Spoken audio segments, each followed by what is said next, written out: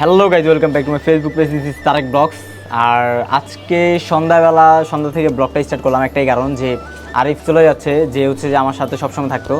তো হঠাৎ করে হচ্ছে চিলে যাচ্ছে। তো কালকে সকাল ভোরবেলায় ওরা কাকরাইল চলে যাবে। তো এই জন্য হচ্ছে যে আমাদের এখন বের হওয়া। আর এখন যাব হুট করেই ওর সাথে দেখা করতে, কারণ মসজিদের মধ্যে অনেক তালিম বসে বা হচ্ছে যে নামাজ কালামের থাকে, ব্যাপার থাকে। তো এই জন্য হচ্ছে যে ওকে টাইমলি ওইভাবে পাওয়া যাবে না। তো এই জন্য সন্ধ্যাবেলায় বের হলাম, যে ওকে যদি একটু ফ্রি পাওয়া যায়। আর জানে না যে ও আমরা যাইতেছি। তো আমরা তিনজন যাইতেছি, আর ও হচ্ছে যে নিলয়, আর যে ক্যামেরা করতেছে ও হচ্ছে হোসেন।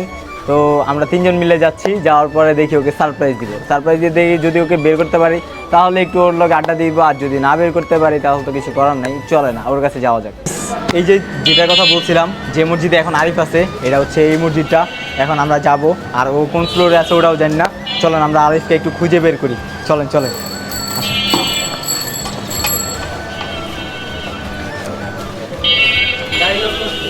হ্যাঁ গাইস, এটা হচ্ছে ওর জন্য একটা কি বলবো, মানে সারপ্রাইজ। কারণ ও জানে না যে আমরা আসছি।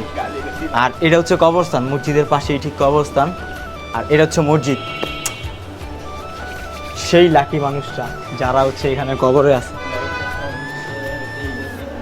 আমার বন্ধু 40 দিনের লেগে যাইব, খুব কষ্ট লাগতেছে গাইস।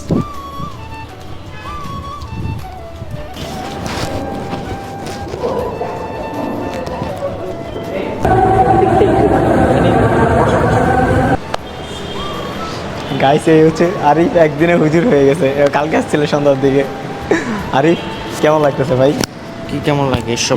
কিন্তু ভালো লাগে না, ভালো লাগতেছে। ভালো লাগতেছে, ভালো লাগতেছে অবশ্যই। আজকে আমরা দেখা করতে আসছি, কিছু বলবি না? কি কম? ও ও ও ও চলে যাচ্ছে 40 দিনের জন্য। 40 দিনের আচ্ছা, জন্য কোথায় যেতেছো, মানে গন্তব্যটা কোথায়? এখন শিওর জানি না, কিন্তু বলতে আছে যে কিশোরগঞ্জ। কিশোরগঞ্জ। Sure sure Kishoreganj. আমি ঠামের এদিকে।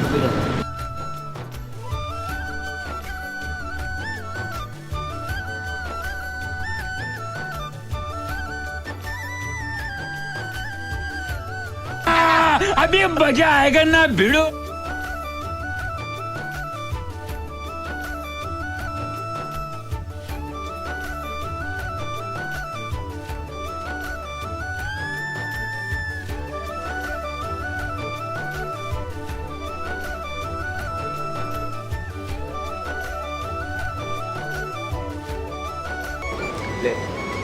গাইস, ভিতরে ঢুকছিলাম, ভালো কথা, কিন্তু কথা হচ্ছে যে ঢুকে ভালো মতো একদম ওর সাথে দেখা করতে পারিনি। কারণ হচ্ছে যে ঢুকেই দেখতেছি যে তালিমে বসছে আর অনেক কথাবার্তা বলতেছে।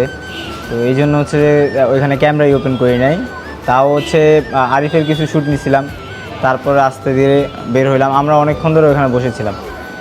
তো বের হলাম, বের হয়ে এখন বাইরে এসে দেখি যে ছোটো ভাইয়ের জুতা চুরি শেষ। এখন খালি পায়ে যেতে হবে। এখন চলে আসছি, আর ছোটো ভাইয়ের কিছু জামা কাপড় দিয়ে আসতে হবে একটু পরে।